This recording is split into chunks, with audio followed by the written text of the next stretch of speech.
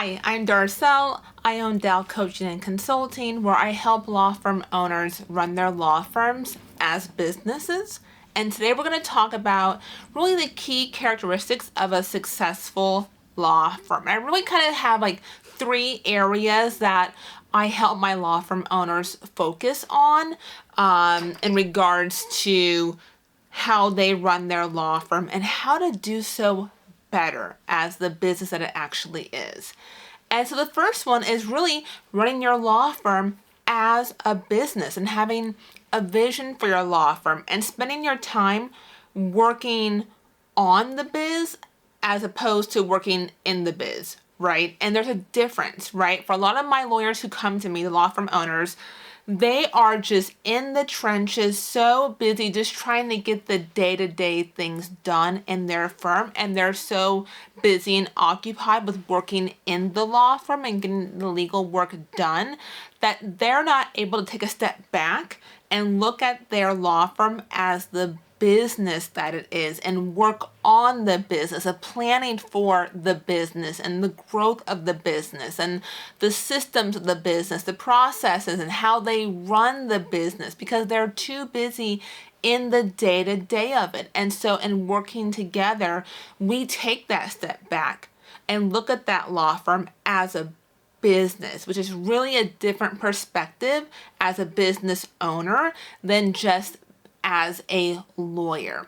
And along those same lines, I help my clients understand that yes, you're a lawyer, but when you open a law firm, you are a law firm owner first. That comes first. I mean, I tell my clients all the time in my law firm, I own a law firm. I'm a solo attorney. But lawyering is the smallest part of my day. All the things that come with running a business and running a law firm, I spend more time on that than I do the actual lawyering. And so you want to make sure you are giving ample airtime in your schedule to running your law firm as a business. And if you feel like you haven't been, if you feel like you've been too busy in the trenches of just trying to get the day-to-day tasks done in your law firm and aren't taking the step back to really think about it as the business that it is, we need to do so. It's very important to the success of your law firm that we do so. Okay? Number two is being very clear on who your ideal client is. And that's going to drive a lot of how you operate in your business. And I'm not talking about just your practice area, but really who the ideal client is that you're talking to. I give this example all the time in my bankruptcy practice, that my, ideal client is not just anybody who wants to file bankruptcy. Like, no, that is not my ideal client. My ideal client was an employed homeowner who was facing foreclosure. That was who my ideal client was. That was my target client. And by having that target client, I was very clear on my messaging in regards to my bankruptcy practice. And with my referral network, they knew immediately what kind of client was a good referral for me, right? Because I was very clear on who my ideal client was. Now, of course, in doing so, in that messaging, of course, I attracted people who didn't fit that description but still needed a bankruptcy. Maybe they weren't a homeowner, maybe they weren't employed, maybe there were other things going on. But in my message, as far as my bankruptcy practice, that is who I was talking to with my marketing and, again, my referral, network, and that's going to drive all things, right? If you, are building out your website and creating content for, whether it's a blog or if you're doing videos or if you're doing any kind of, flyers or ads or anything along those lines to help grow your business, you want to be very clear on who it is that you're talking to and who your ideal client is that you're trying to attract to your law firm. And, number three, which is a big area that I help a lot of my law firm owners with, and it really kind of ties to number one, but I think it warrants its own separate number three kind of item number, is really having systems and processes in your law firm that are documented. Okay? It can't just be in your mind as far as how you do things and all the checklists and the clients you're working on and the status and the task and who's doing what. That can't be in your mind. That needs to be something that's documented, so that as you onboard people, if you're a true solo and you don't have any help, down the road, you're going to have some help. You're going to need some help. You're going to have the business coming in to be able to bring on some help, right?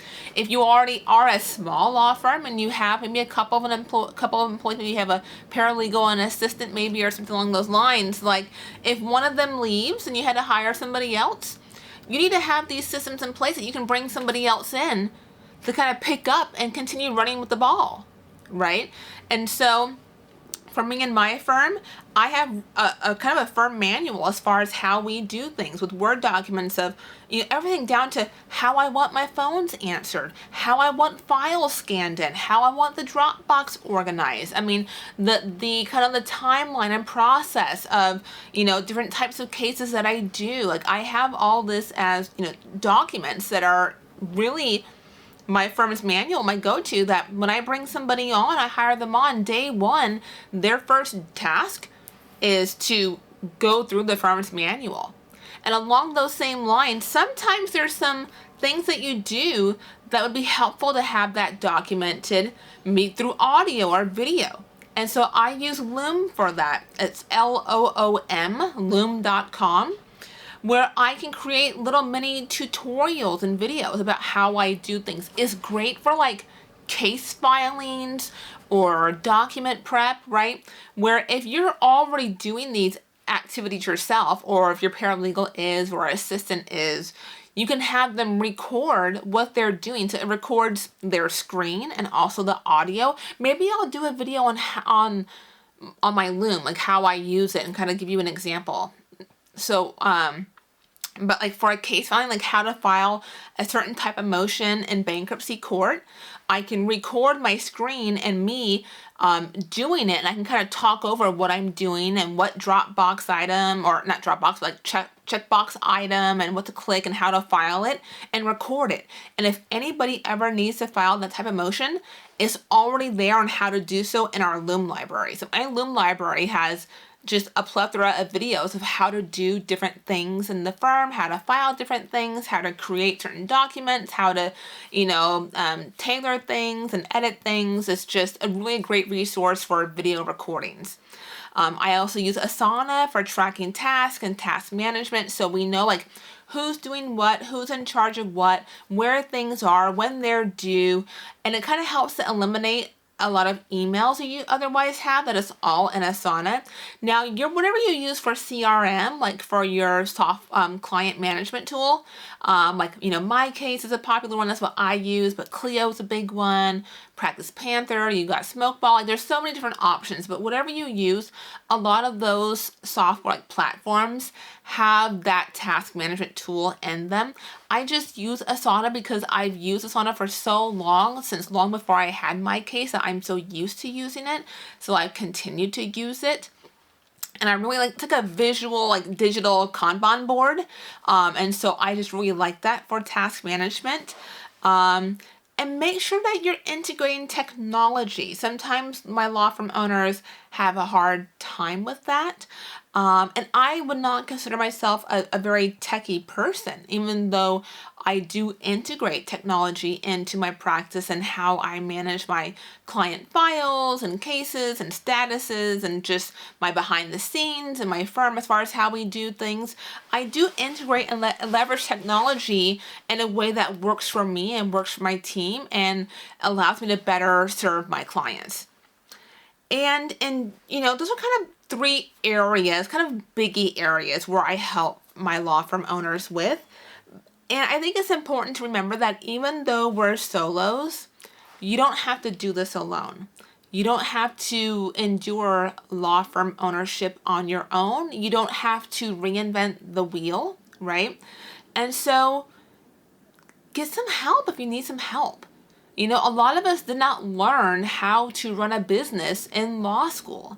And then we find ourselves, for whatever the reason may be, out on your own. For me, it was a career decision that I really had to make for myself.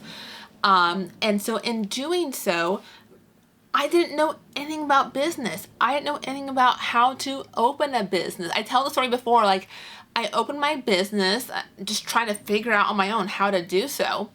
And then legit a year into having my business, I get this letter from my city saying, hey, we see your practice, you have this business and you don't have a business license with us. And I was just like, oh shit, like I didn't know I needed one. I set up with the state. I got my PLLC. I got my tax ID number. I did all these things. Like, didn't realize I had to have a business license. Well, business license with my city also. And it was fine. Like, I just paid the license fee. They were cool about it. Got my business license, and now I know, right? But it's just like small things that we just like. We don't always know, right? And if this is your first time owning a business with your law firm, you may not know all these things either. So you don't have to do it on your own. You can have help, you can have support, and you can have support from an attorney who's been in your shoes and has done that. I've been on my own for 8 years now, and it's the best decision that I ever made for my career. And just kind of given where things were for me with my family, my kids were younger, back then, and it was just really the best decision for me and my clients. My law firm owners have, gone solo for, a wide array of reasons. And whatever your reason may be, just don't feel like you have to do this in isolation.